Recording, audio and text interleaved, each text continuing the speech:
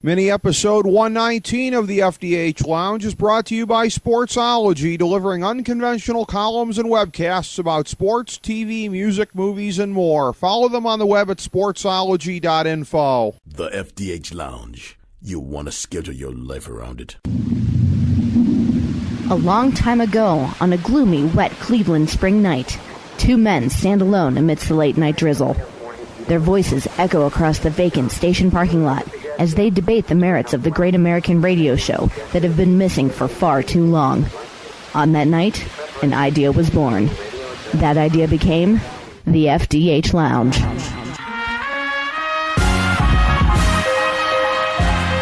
Welcome to the FDH Lounge. Hello, everyone. Welcome to FDH Lounge, mini episode number 119. This is FDH Managing Partner Rick Morris coming at you here today. And just the fact that it's been 119 mini episodes of this program since we took control of our own distribution last summer, that shows you how long it's been since we've had on this next guest, although he has been one of our most beloved recurring guests, and we've had some great political conversations with him. We actually, I don't think, got a chance to talk to him during the closing run of our full-length episodes, too. So it's been a while since we've had him on, but the segments that we've done together have been very, very memorable. It's great to be able to get a nice blend of analysis from him as well as his personal thoughts and takes and what he's rooting for on the political scene, because it tends to be different than, shall we say, than what I'm rooting for. But it's that nice blend of advocacy and analysis that we always get in our segments from him, much like what you find at epolitics.com, which is the website that he has been the proprietor of. And he has an excellent new ebook that is out, How Campaigns Can Use the Internet to Win in 2012. We'll certainly be talking about that today as we are focused on the political scene in this very consequential election year. And as such, that is our cue to bring in, as I say, good friend of the show, Colin Delany of ePolitics. Colin, how you doing, my friend? It's been too long. What's going on? Hey, Rick, how you doing, man? It's great to be with you today. Thank you so much, man. It's good to have you on. At the outset here, take a little minute here, talk about the ebook. I apologize that since I do not have a Kindle, I'm one of the freeloaders that got the PDF file. But for those who want a Kindle, that's available to be purchased for a tiny, tiny, tiny price as well here. But talk about all the stuff in here. I found it to be very enlightening about political technology in the 2012 election scene. Well, Rick, I know you'll be shocked to hear that the free version outsells the paid version by about 19 to 1 the last time I checked the numbers, but that's no problem. It's all about spreading the word. Yeah, no, I try to come out with these guides every major campaign season now, basically putting together a comprehensive overview of the tools that are out there, how to integrate them together, how to integrate them with TV, with grassroots work, with all the other things that a campaign does to get the most out of their time. And it's especially aimed at smaller campaigns, state-level races, state legislative races, mayors, people that can't afford the big consulting firms. Because the big firms, they do a fantastic job, a lot of them, but they also cost a lot. Mm-hmm. And so this is to help the little guys. Yeah, and this is the kind of thing that, can really help close the gap if they have a resource like that. Because, again, as you rightly point out, there are so many tools that are available out there to be exploited these days. I definitely want to talk some more on the ebook before we're done circling around here. But as far as the political scene goes, let's start with obviously the story of the last week or so here, the one that impacted the campaign the most, and that being Barack Obama getting, I'd say, more or less smoked out by his own base on what I would say he truly believed all along. I mean, this is what the man said in 1996, and I don't think anybody believed he actually got more conservative on the position as time went by, but it happened. He got smoked out. My sense of it is, and by the way, to show that I'm not being a homer position here, I am not voting for Tweedledum or Tweedledummer. I am voting for former Congressman Virgil Goode on the Constitution Party line here. So I am not spinning for one side or another when I say this. My sense, Colin, I wonder if you agree, I think it's a narrow loser for Obama in the sense that, again, a lot of the PO'd lefties I know were already voting for the guy.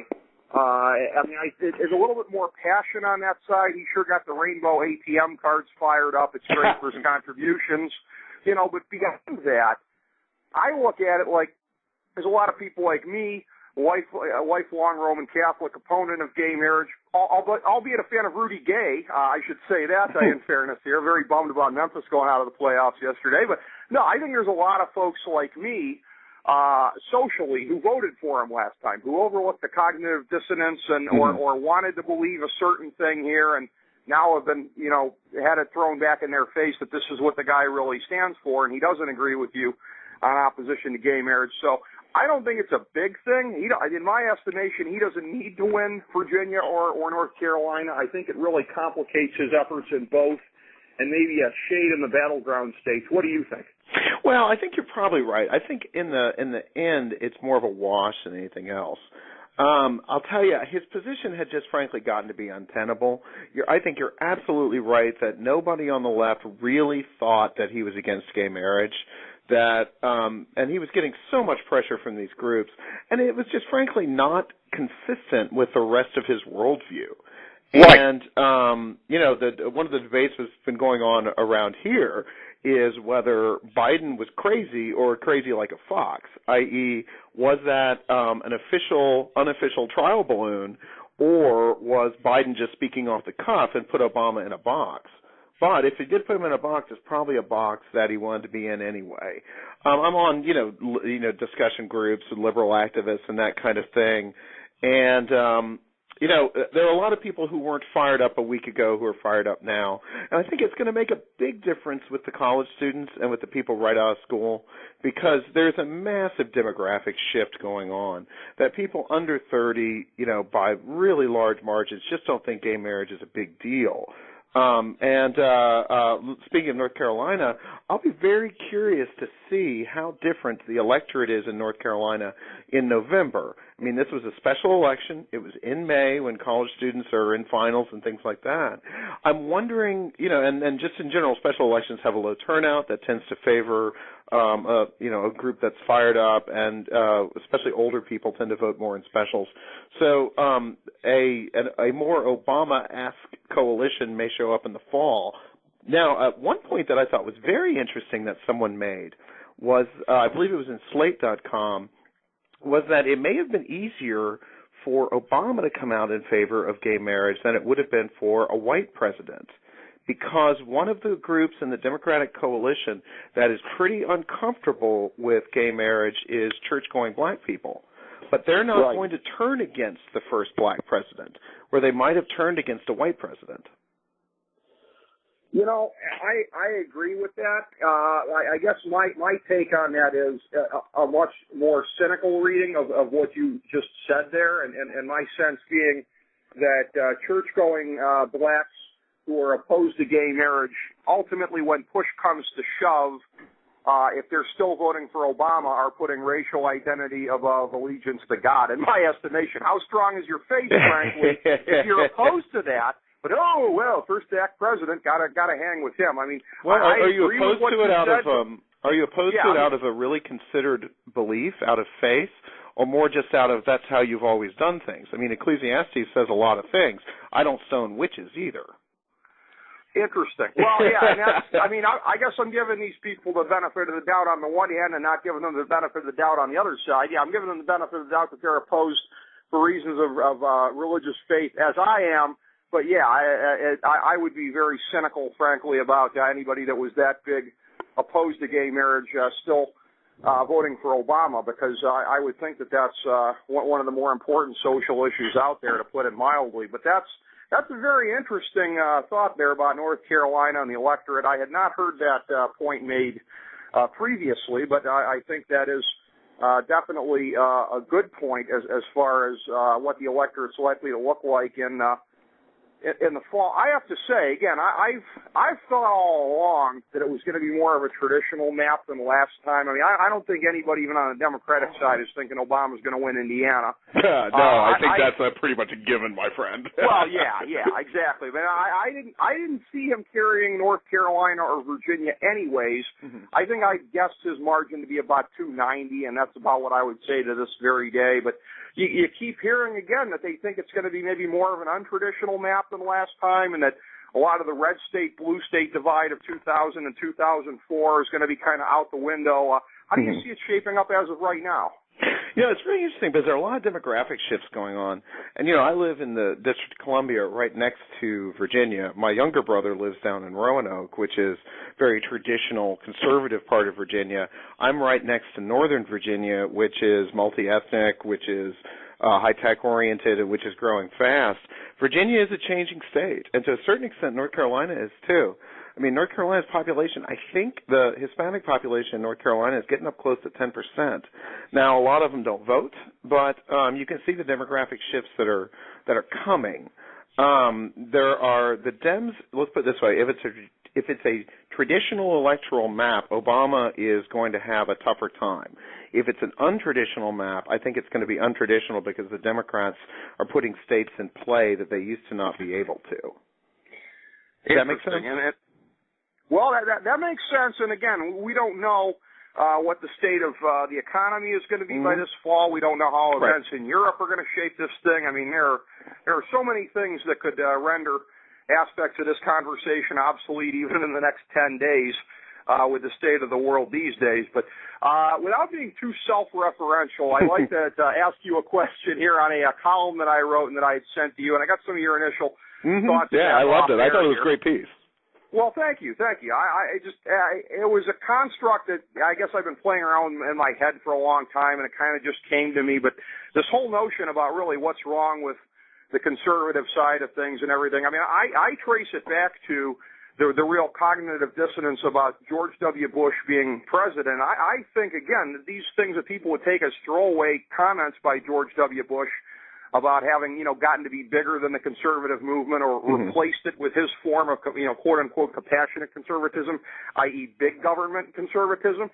I think the man needs to be taken at his word because I think that is exactly what happened, and I think that people are having a hard time processing it. And every time you point out, I mean, I get into arguments with my dad all the time, who's, one of these frothing Obama email folks, and I say, hey, you can thank George W. Bush every day for giving us Obama, and my dad just doesn't want to hear it. And I think that's a true fact right there, yeah. Yeah, George, that is a central part of his legacy, so far as I can see, is that he gave us Barack Obama, and that's one of the reasons I have such disdain for his presidency. But it really is one of these things where it's a binary thing. I get this, and you probably see this with some of your friends on the right, that whenever, anybody points out anything, well, whose side are you on? Whose side are you on? I get that all the time when I'm making these comments, and I think you commented back in an email to me that it seems to almost smack of tribalism, and I think that's quite right also. Well, one thing that I really liked about what you said, what really jumped out at me in that essay was this sense that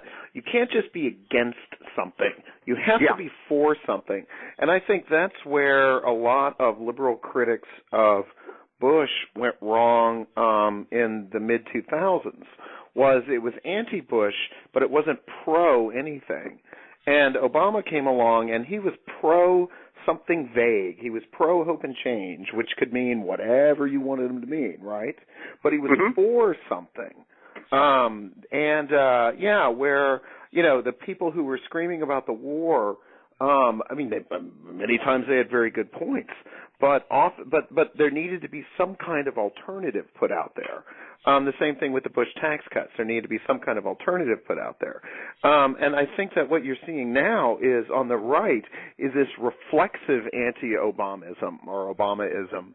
You can see it with the health care law. For instance, in 2010, a lot of these, Republican Congress members ran on the idea of repeal and replace. But they haven't even introduced bills that would do any of that. All they are is anti-Obamacare. They're not pro anything that would address what, any reasonable observer would say are problems in our healthcare system. The costs are skyrocketing, et cetera, et cetera, et cetera. That if they're not going to do anything other than just say no, what are you for? Yeah, that's an excellent question. And I would take it even a little bit further on that, because when you look at the opposition to Obama and the way that everything has gone down, really, and this is one of the things too. Obama, in many ways, has really just kind of doubled down on many central tenets of George W. Bush. If, like me, you hated George W. Bush's prolific at spending, well, and I predicted this in 2008. It's going to be all the things that people hate, and then some. Now, you may not completely agree with that point of view, but it's amazing how many different aspects of Bush is. And now I know that others on the left, Glenn Greenwald and some critics of the national security state, will say the same thing about Gitmo and other things like that. No, there are a lot of people. There are a lot of people on the left who have been completely shocked at the extent to which There's another one. If I remember correctly, the Obamans have prosecuted more whistleblowers than the previous several administrations combined. And frankly, I don't think that's healthy. To me, that is worth going to the streets about because, that is in the long run bad for, the accountability of government. Well, let me ask you this, and turnabout's fair play as I break my own side, or what's supposed to be my side over the coals here.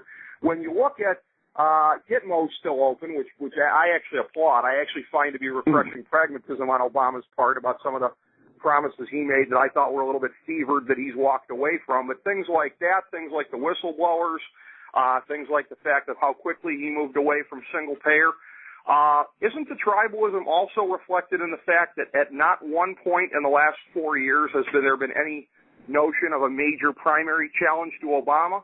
Jimmy Carter got challenged over his heresies and other presidents as well, and there's not been a peep of any of that. Actually, there has been a lot of a peep. You're just not listening to the channels where it's going on. Yeah, it's going on more behind the scenes. A lot of bloggers and activists have called for it. If you go back to the Carter example, I think it had less to do with, let's put it this way, I think it had more to do with Ted Kennedy's ego than it did with Carter's heresies. But I would agree. Also, it's just Democrats don't want to do anything to screw this up, right? So, you may not like the guy, but you're not going to primary him. And the other thing is, what white politician is going to successfully primary the first black president in the history of the United States? It's just a simple fact that the black vote is a very important part of the Democratic coalition, and no white president is going. Hillary could successfully challenge him in the primaries, but once he is elected, nobody's going to go against him because it's just you're not going to win. Yeah, that's a good point. White guilt alone is going to keep out any major Democratic challenge. Well, it's just you think of who turns out in the Democratic primaries. And a good chunk of it is people who are fans of Obama's lost a lot of fans on the left, but plenty of people still are fans. And then you figure that black Democratic voters are going to turn out 95% for him. So you just don't really have a chance. It would be a lost cause, and no one would give you a dime. Well, and this whole thing, too, and I don't think the Obama campaign is just blowing smoke about the comparisons that they see to 2004, because I see a lot of comparisons that favor him as well. You talked about it before when you picked up on my point about being for something. Maybe Mitt Romney should go ask a guy who lived in his state, John F. Not Bush, how that turned out in 2004. About just being a repository of Bush hatred. Mitt Romney is running as the pure repository of Obama hatred and pretty much nothing beyond that. The man will demagogue on anything. The man will bring up any point. There are even some folks on the left or on the right who seem to be, or I guess it would be the anti-left if I'm going to be consistent in labeling this, who almost seem to be pro-childhood obesity just because Michelle Obama's against it. That just shows you the state of affairs. Yeah, the obsession with eating your broccoli thing, I just have never quite understood.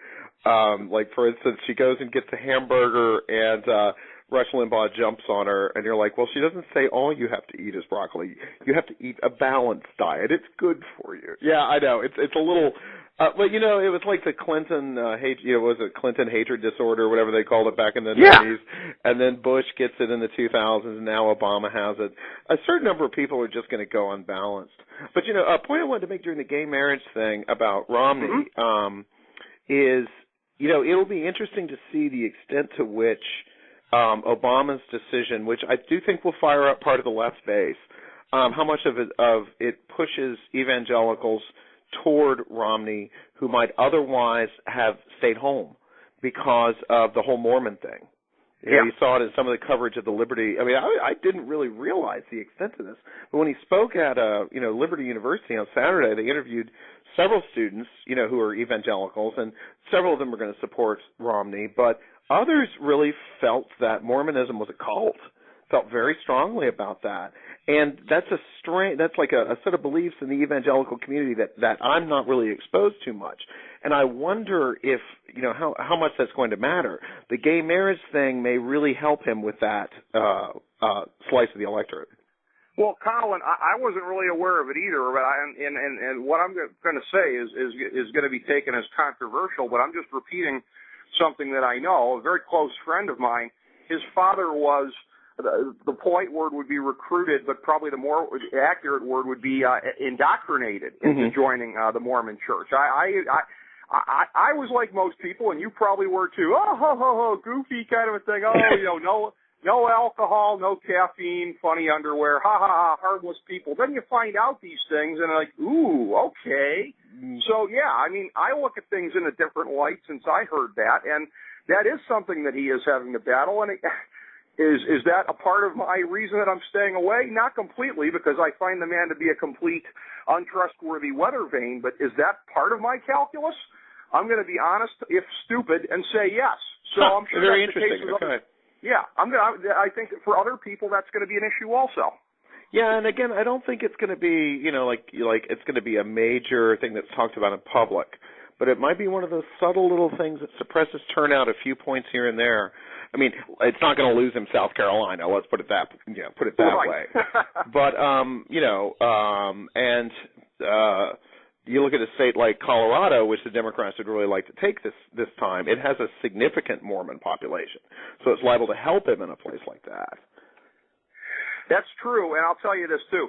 My brother, who lives in the South, has pointed out to me, anecdotally, over the course of the last year or two, a very strong campaign of billboards coming up of, hey, Mormons, we're people just like you. There's been some kind of orchestrated kind of a campaign over a period of time. Now, you could take the benign view of that and say, look, they knew that there was going to be more scrutiny of the church. They're trying to put on a good face in advance. That's the benign way of looking at it. There are also less benign ways of looking at it under the circumstances as well. So, yeah, these are issues that are going to be part of the campaign as it gets hotter, no question.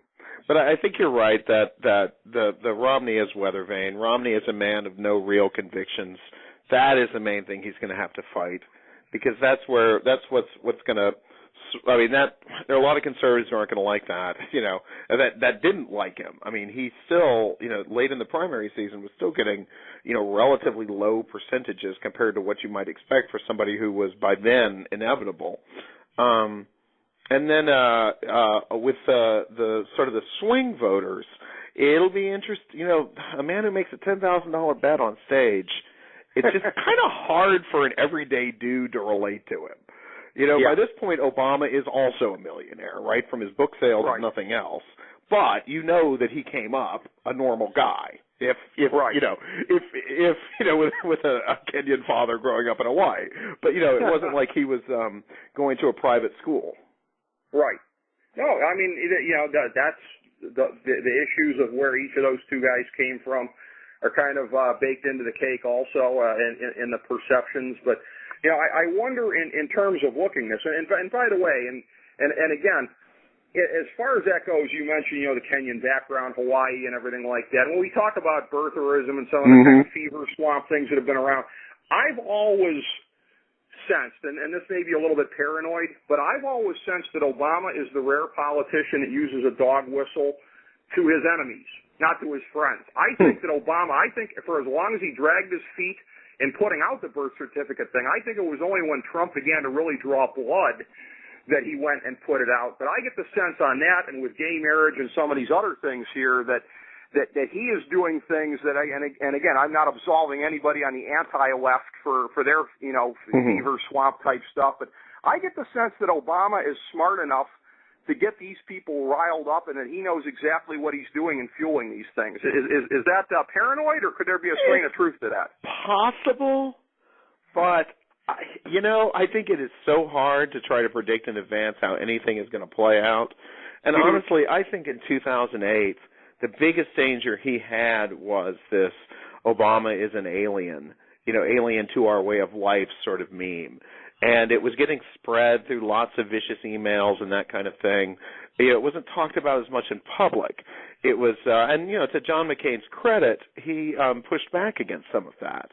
I don't know. I don't think Obama would intentionally play with fire in that way because the danger of blowback is too great. I think they just thought it was flat out stupid. And it was a joy to watch Trump be made to look like a fool. Well, because he was a clown. I mean, he was an embarrassment to the Republican primary process that anybody took him seriously. Well, again, Trump's another guy like Romney, and it's no wonder they're friends now that, whatever's advantageous politically is a point that he's going to put out there. All right, well, even if it's not an overt thing, I've always thought that at least in some ways they shared some responsibility for this because, again, he was pitching, I think, the flip side of that other coin to the kids. He was selling to the kids. Mm-hmm. I'm different. I'm unlike anything you've ever seen before. I think if you're doing that, and as you said before, allowing some blanks to be filled in as a deliberate matter of course, as a good politician's going to under the circumstances. I mean, I think to a certain extent, when you're running so hard as the positive side of the other, I think you can buy a little bit of the other side coming back your way, too. No, I see what you're getting at. I hadn't really thought about it from that point of view, but I can see what you're getting at. But I do think that they recognized the danger that could have killed them with, sort of middle America voters who were not as comfortable with the new. But no, unfortunately, we'll never really know. That's true. The hassle. That's true. Yeah, I mean, it's a fascinating thing here. In our remaining minute or two, let's turn it back around again here. Again, to the ebook that you've got out there, and as you said, you've tried to do this regularly over a course of time as these campaigns are coming up, and this one specifically that you've got out there, both in PDF form and in Kindle form, how campaigns can use the internet to win in 2012. You talked about a little bit of how this can be especially beneficial to smaller scale campaigns, but what are some of the other things that people should have as a takeaway for this book, Colin? That basically you want to go where the voters are and communicate with them through the channels they use. There's so many different ways. Well, and another big thing is you don't want to get distracted by the new and the shiny. You really want to focus on what is going to turn voters out on Election Day. Because a campaign can't waste resources. And the most important resource they have is time, right? They cannot waste any of that. And somebody who's pitching you some idea of how they think things ought to be really ought to look at what people are using across the country, what's actually working. And what's working is advertising online. What's working is email fundraising. What's working is video for persuasion. And I think we're going to see a lot of mobile websites and mobile applications for cell phones for field organizing, for field canvassing, going door to door. It's going to be fascinating to watch. And the one thing that's interesting is the tools don't care who uses them, right? So the Republicans have just as much chance this year on the technological front as the Democrats. It's going to come entirely down to how well they actually use the stuff. That's true. That's true. And, for as big of a Karl Rove critic as I am, back in the early days of Bush, Republicans actually were ahead in a lot of the key ways technologically. That pendulum kind of swings back and forth. It's been on the Democrat side the last couple of years. But as you say, there's nothing that indicates that one side or another is going to have permanent dominance there. So, again, Colin, this is a perfect illustration of why you are one of our favorite guests to have on. Always enjoy breaking it down with you, sparring and analyzing and all of that stuff. I'm sorry we missed you in person at South by Southwest here, but definitely look forward to having you back on repeatedly as things materialize. All right, sir. Thank you very much. It was great to be with you. Excellent. Thank you so much, Colin. Appreciate it. And thank you, everybody, for tuning in. FDH Lounge mini episode number 119. As we bring the show to a close, we would like to extend our deepest gratitude to NBC, CBS, ABC, Fox, all Clear Channel affiliates, TNT, TBS, USA, UPN, Deadspin.com, YouTube.com, YTMND.com, MySpace.com, various blogs, Fox News, CNN, CNBC, MSNBC, IamBoard.com, Billboard.com, Google.com, ESPN, ESPN2, ESPN News, ESPN Classic, NBA TV, NFL Network, Sports Time Ohio, Athlon Magazine, Comedy Central, Cartoon Network, The Boomerang Channel, QVC, BET, The Spice Channel, Steno Notebooks, Manwich, Papermate Office Supplies, waitresses, strippers, bartenders, garbage men, janitors, microwave popcorn, the writers of The Office, Scrubs, Entourage, My Name is Earl, Oz, Metalocalypse and the Boondocks, Aquafina, and the periodic table of elements.